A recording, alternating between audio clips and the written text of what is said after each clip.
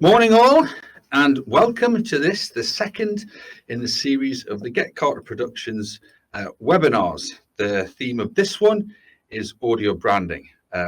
First things first, I want to introduce a colleague of mine, Mark Thompson. Good morning. Who is in charge of everything music and production here at Get Carter Productions. So the great news for all of you who are on the first webinar is that it won't just be me droning on for half an hour. The good news is, as well as Mark being on, it is just an extended tea break. So a very extended tea break. It's 30 minutes. It's a flavor of audio branding. But before we dive straight into, and the two main areas that we're going to cover off actually will be, one, why you should use audio branding, and then two, how do you go around getting audio branding into your brand or into brands that you work for.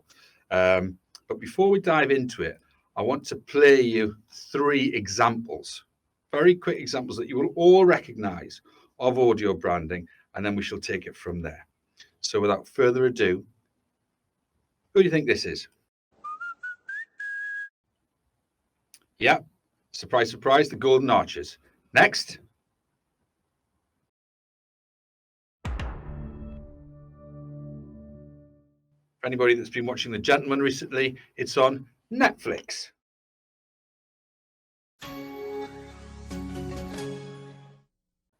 My favorite and probably the longest going running Sonic logo of all time that I can remember since I've been in the industry, Intel, whether it be the Pentium, whether it be the Core, and I'll show my age here a little bit, but on a PC World commercials, 16 years. 16 years of seeing that drop in. So they're all earworms. I would be amazed if anybody on this on the call didn't recognize any of them. And so what do they do, and why should you use audio branding? Well, it strengthens your brand image, simple as that. It strengthens your brand identity. It massively increases your emotional connection with your end consumer. Now, on any metric, that will increase your recall. It will increase your propensity to consume, and ultimately, which I think majority of people on this call will be interested in, is it will increase sales and hopefully then profitability. So the stat, and I am the stat man, Mark is the music man, 43% of all respondents had a more positive impression of a brand as a result of exposure to their Sonic. And the source was the Sonic Pulse research. Don't take my word for it. That these brands, these agencies, everybody that gets into audio branding, such as ourselves, we don't do it just because we love music, although we do love music. It's because there is an end game and a payoff to that. So then I suppose the next thing is, how do you go about getting one? It's a process. I would imagine the majority of you on here will have or have been involved with, whether you're on the agency side or whether you're on the client side, the brand side, and we've got both on the call, will have brand Bibles, style Bibles. You'll have been through numerous lengthy conversations about what the color palette should be for your brand, for the logo, where the logo can and can't be used, what colors it should be, and the different channels that it's allowed to be used in. And it'll be huge. You'll then have talked about words that want to communicate how you think you want the consumer to see your brand, whether that be confident, whether it be edgy, whether it be safe. There are so many things to consider. And I suppose that in short, when you're briefing in us or a company such as ourselves around audio branding, all of these things are to be considered. And that's very much where we come from, because we get as much information as we can. We distill it down. We agree that with yourselves. And then fortunately, we have the personnel in Mark who can then translate that into the audio offering, the earworm, your earworm. So yeah, what we thought was the best way of highlighting the process is probably to run you a couple of case studies. We've only got half an hour, so we're going to go through two case studies. We're going to do one which is bespoke music, and one that is more geared towards the Sonic logo. And we're going to ask Mark some questions on that stuff. if you have any other further questions that you wish to ask, there's contact details at the end. You can just whistle us an email, just ping us an email, and we'll come back to you. But okay, so bespoke music. The first one we're going to talk about is a global salmon brand. Yes, that's right, salmon. It's a company called Mowi. And before we get into that, we're going to play their audio. So we'll play the 30-second audio clip of the audio that we produced for Mowi, bespoke music, and then we'll ask Mark some questions about why and how we got there.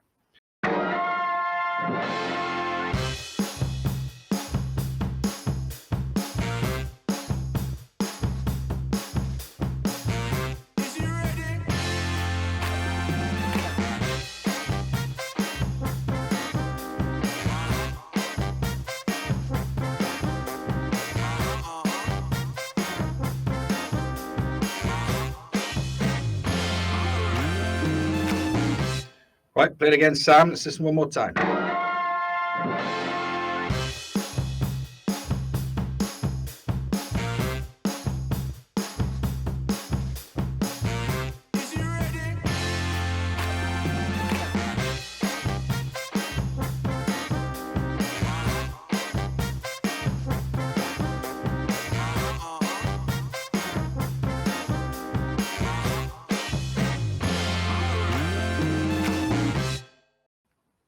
Okay, in itself, it's a nice piece of music, but let's ask Mark some questions.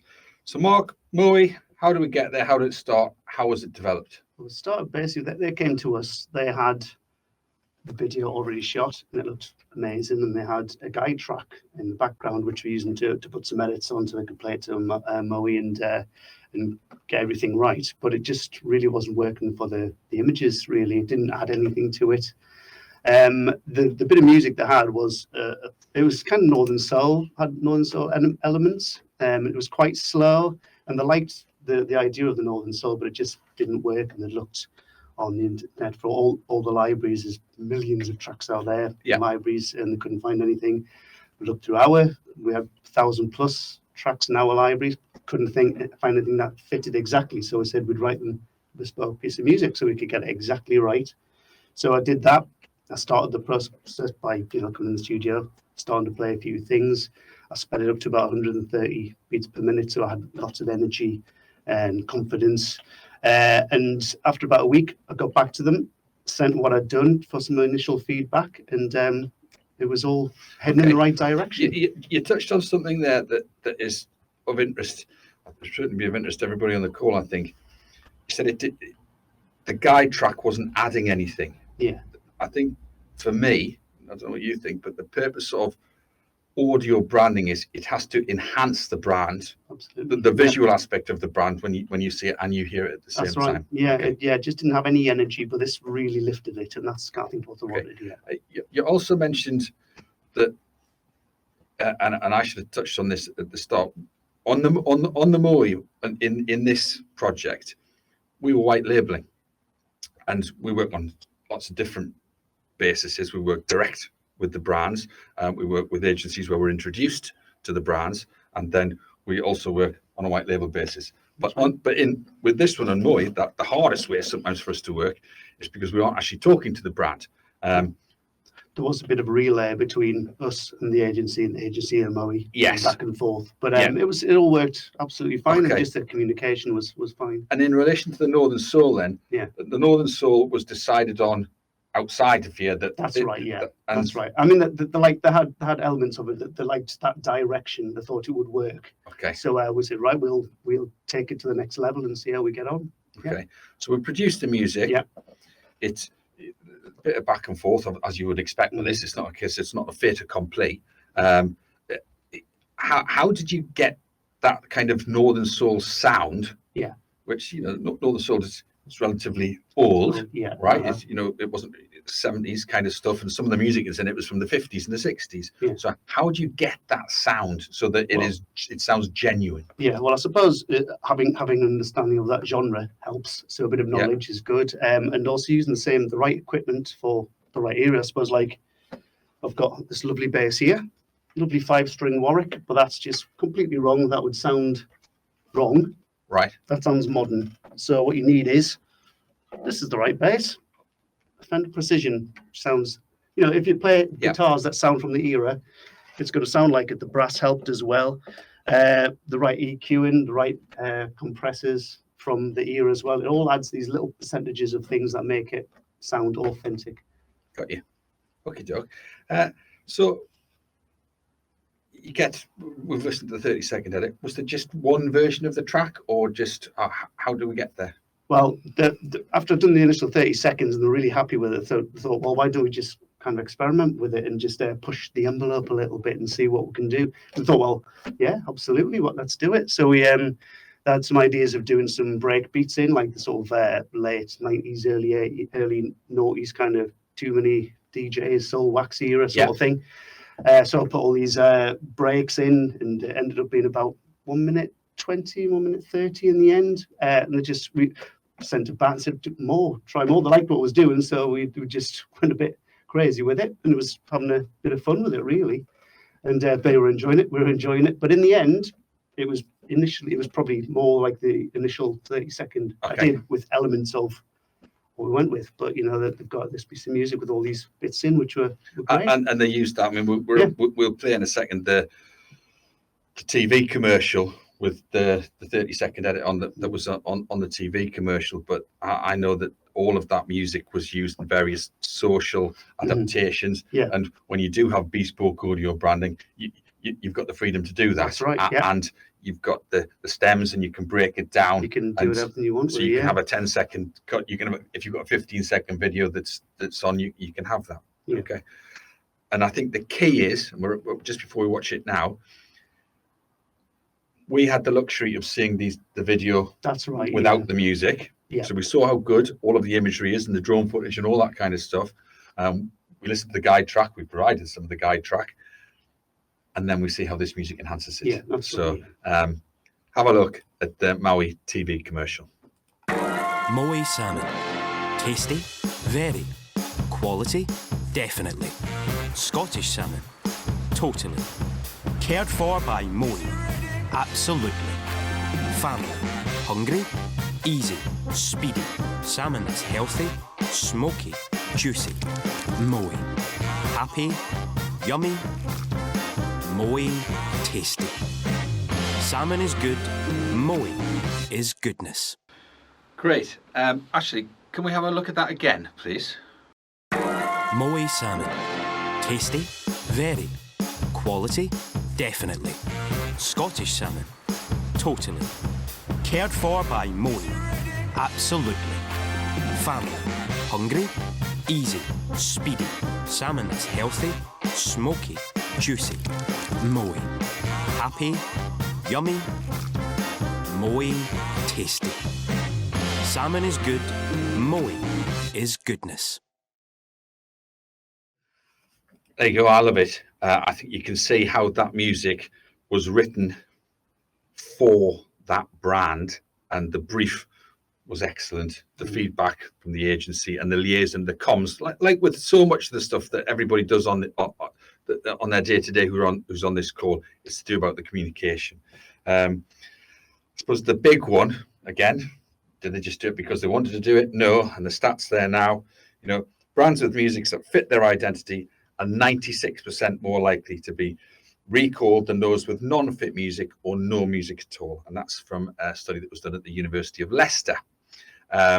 Quick little anecdotal thing on that. As part of this study, and we do have all of the science, we have all of the papers on it, and we've got people, we have a musicologist amongst us who distills it all down. As part of the research that was done, there was a chap called Professor Adrian North, and he went into a supermarket in Leicester, and he went into the wine aisle, and he got obviously permission off the supermarket, and they had some French wine and some German wine, and that's all they had in the aisle. And the test was, we're going to play some French music, like similar price point, similar bottles, all that kind of stuff, and we're going to see, does the French wine outsell the German wine? So on the first day, French music, imagine the LOLO theme, piping through the wine aisle, and surprise, surprise, the French wine outsold the German wine by 5-1. on that day. No surprise. I think the majority of us on here might agree, or some might disagree, that French wine is better than German wine, so there's no surprises there. However, the next day, they changed the music, kept everything the same, and they played some Umpar music, so traditional German music. And what is slightly more surprising was that on that day, the German wine in the aisle outsold the French wine to the tune of 3-1. Now, the thing that's really key about this, because we say, well, it's the music, it's the music, it's the music. There were 300 people bought wine over those 2 days. And when they were asked at the checkout, only 2 actually recalled mentioned the fact when asked what music was being played. So I think the key thing about audio branding, and the most potent and most powerful piece about audio branding, is the subliminal power of it. You get it right, and the subliminal power is huge. And I think that was, McDonald's, Netflix, Intel. So anyway, that's brand music. Okay, gonna go on to the second case study now, Mark. The second case study was for a tech startup. I call them tech startup. It's kind of a kind of tech in so much as it was for a comparison site. It was a company called Motokiki, and they were founded by Dr. Deborah Williams, who was one of the founders of Confused.com. And she came to us and said, I've got all of this lined up. I want the audio. This is how I want it to be. I mean, the amount of research we had was phenomenal. So let's just, and Sonic logo was a big thing. So anyway, Mark, let's jump in. Was it a different process to Mowi? Yeah, it was. I mean, like with Mowi, they had an idea of what they wanted in a way, but with Motokiki, it was a clean sheet, music-wise. So we were starting from utter scratch. So we had all this information, like you said, there was a lot of it, and reams of it, and it was great because we looked through it and everything was there that had the kind of people that wanted to sell through, and all their imaging and the stuff, which was great. So we went through that and sort of distilled it and went back with some audio boards, some mood boards which contained audio. Yeah, I think we had 4. We had like a pop one which had pop images, and I think a sample of Little Mix, and we had rock, which was Steppenwolf, and rock images. There was Revolution, which is a revolution, obviously, with stuff from Les Miserables in, because of the revolution in tyre sales. And the final one was Retro, which had Soul Bossa Nova by Quincy Jones, which everyone remembers as the Austin Powers music. And that's what they instantly went, yeah, that fits our imaging perfectly. Let's go down that road. So I started doing music in that style, about 135 beats per minute. Used, sort of retro sounds and that 60s, swinging 60s sound, using like Fafisa organ to get that really 60s kind of sound, which you'll all know from the B-52's Rock Lobster. Everybody knows that, surely. Yes. In fact, sounds like this. Brilliant. Yes. So we went with that, and obviously the imaging had these almost cartoonish looking kind of, and we call the Motokiki family, or the motor emojis. Yeah, on the screen now. Yeah. So I went with that and thought it would be a really good idea to kind of sing all the motor emojis, and that's kind of how the Sonic came out of a full track, because I started doing it and I started singing these motor emojis over the top of this music, and it all kind of developed from there. So yeah, and that's how it kind of all came about. And we'll touch on it in a second around the Sonic, the Sonic logo, the acoustic brand trigger, whatever you want to call them, coming out of the track. Yeah. But were there any special requirements in the track for this? Yeah, they just wanted to make sure that it wasn't motor with an R, Kiki. They wanted to be Moto, Kiki, because they were worried about people typing in the wrong search address. So, it could be Motokiki, Moto, Kiki, Moto. Yeah. So it had to be Moto, Kiki. And that was the only real stipulation that they had. And that's why it is what you'll hear. Okay. And so let's have a listen. Let's have a listen to the Sonic. Motokiki. Okay, and again, please. Motokiki. So that is the Sonic that they used. It's a bit of a leading question. because I know what the answer is. But did you get it right first try, Mark? Thanks for asking, Matt. Yes, yes, we did. Do we always get it right first Not try? always. We get very close. But on this occasion, we had so much information. We told them what we were going to do. They agreed. And we went down and we'd answered everything on the brief. And if it was wrong, there was something wrong with the brief and with all the research. I think so. So it all went very well. Pardon me. There was a phenomenal amount of research. The final presentations on the music and all of the visual IDs and the TV and everything happened. We were fortunate in so much as Mark had hit the nail absolutely on the head with the musical adaptation that he'd done and the logo. And whilst it sounds a little bit sycophantic, we did get a round of applause. So well done, you. So without further ado, you listen to the sonic that came out of it. I think it is worthwhile now listening to the full rap that Mark that Mark put together. So the Motokiki full music track, please. Moto Mum, Moto Son, Moto Geek, Moto Chic, Moto Class, Moto Sass, Moto Loco, Moto Vocal, Moto Mint, Moto Skint, Moto Proud, Moto Kiki.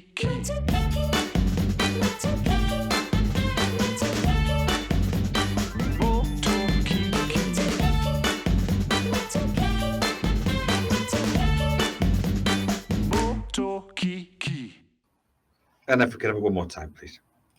Moto Mum, Moto Son, Moto Geek, Moto Chic, Moto Class, Moto Sass, Moto Loco, Moto Vocal, Moto Mint, Moto Skint, Moto Proud, Moto Kiki.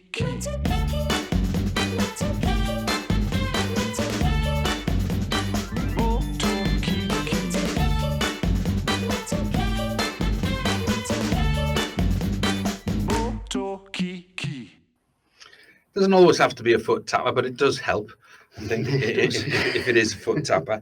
And again, coming back to the logo, the stat, ads that contain sonic brand cues are 8.5 times more effective than those that contain only visual assets. And that's the Ipsos study. So don't take my word for it, take Ipsos. Like I say, we've got all the research and we can send it to you if you want it.